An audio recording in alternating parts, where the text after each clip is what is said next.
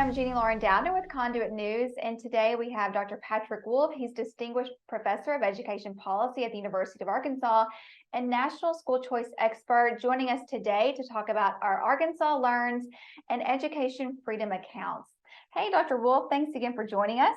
Happy to be here, Jenny. Well, we would not have anyone else here today to break down our Education Freedom Accounts. So a lot of people have questions about this. I know a lot of people are excited about it. And how many families so far have applied for this? Do you know?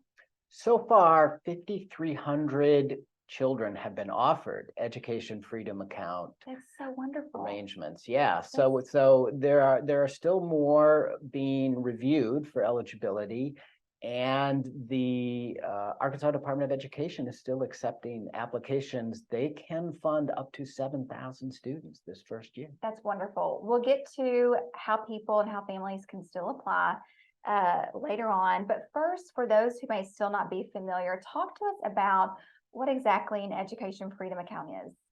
So the full vision of an education freedom account is it is a pile of resources controlled by parents that they can use to customize the education their child receives. So basically, that pile of resources is a significant portion of the amount of money that the state would pay to educate the child in a public school. Instead, parents can direct those resources toward a variety of private providers to customize their child's education.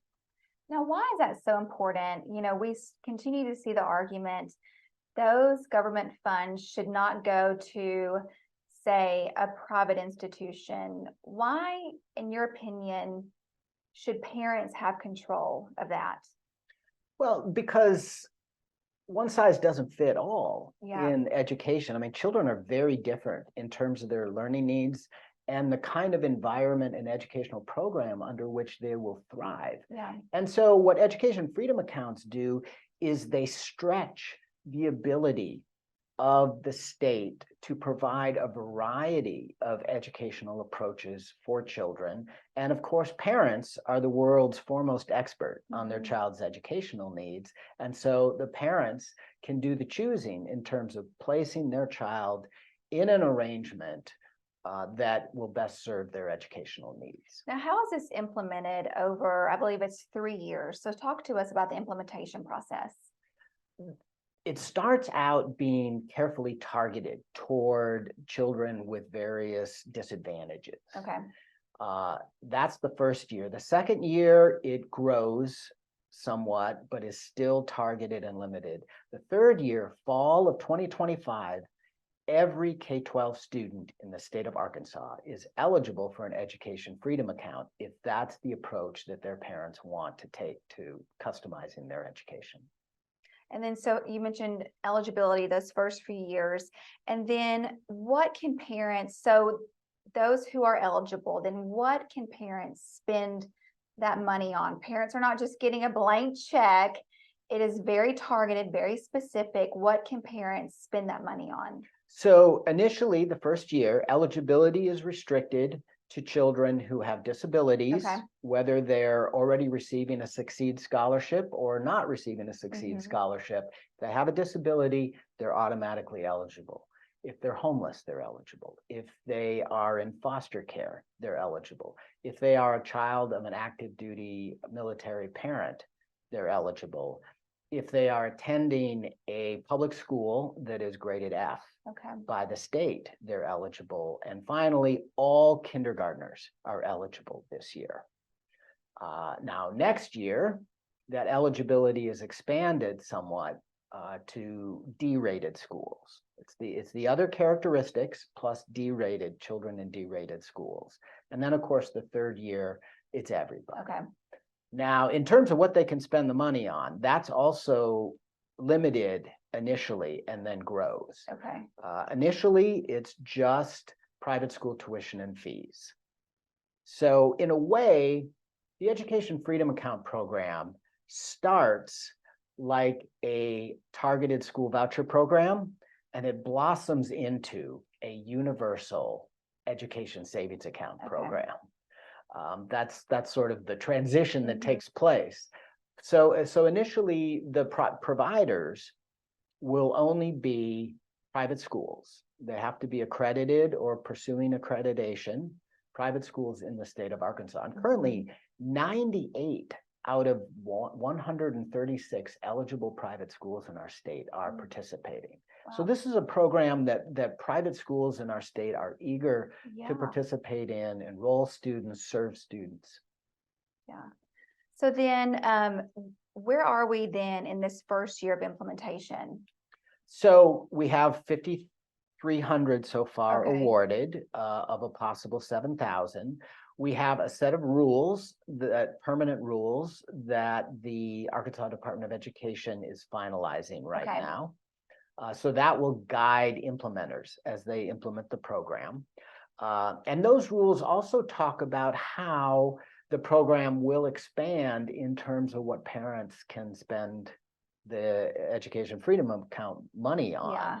After the first year, it's not just private school tuition and fees. It starts to grow in terms of curriculum that parents can buy, in terms of online courses that they can pay for, in terms of therapies that they can finance for their children with special needs, educational experiences like field trips, things like that. So it grows into a much more expansive set of educational products and services that can accommodate homeschool children as well as private school children. So homeschool kids are not included yet.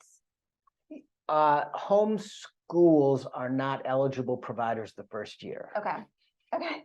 But All then right. they become eligible providers as implementation proceeds. All right. Another question that I have is, how can we, so as it's phased in, how can we ensure that this isn't something that over the next 3 years is halted, or it's, you know, changed through legislation, but that it's something that stays implemented? Well, there's a clear schedule and plan for full implementation in the statute. It is law that in 3 years, this program goes to universal eligibility and expansive opportunities for provision of educational services and products. So that's all in the law. It would have to be changed. And what we've seen in school choice programs around the country is once parents and children get a taste of choice, it's extraordinarily difficult to take it away from them. So far around the country, there's never been a case where a private school choice program has been eliminated by a legislature, by policymakers, after it has been launched and after people have experienced its benefits.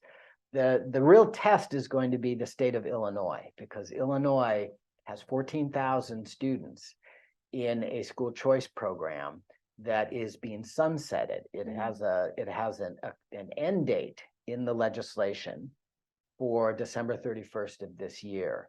And the Illinois legislature failed to extend that sunset. So that would be the real test. Will they really throw 14,000 low-income kids out of their private schools in Illinois? But we here in Arkansas, we don't have a sunset in this program. It is designed to continue into the future. And so legislators would have to change their minds dramatically in order for this not to be a part of our educational future going forward. Let's go back to parents who want to or who are interested in applying. You said that they can still apply now for this current year. What would they need to do?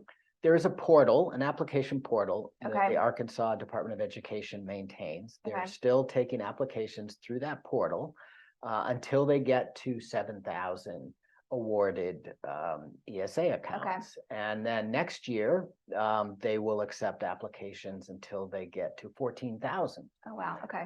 So there's an opportunity for more children to be served by this program as we move forward into first year implementation. And so far, implementation has just gone remarkably smoothly through the heroic efforts of state policymakers and administrators and folks in the community people, nonprofit people, all pulling together to make this happen. And it's so exciting to have 98 private schools joining in this effort to serve kids with severe disadvantages in our state through education freedom accounts.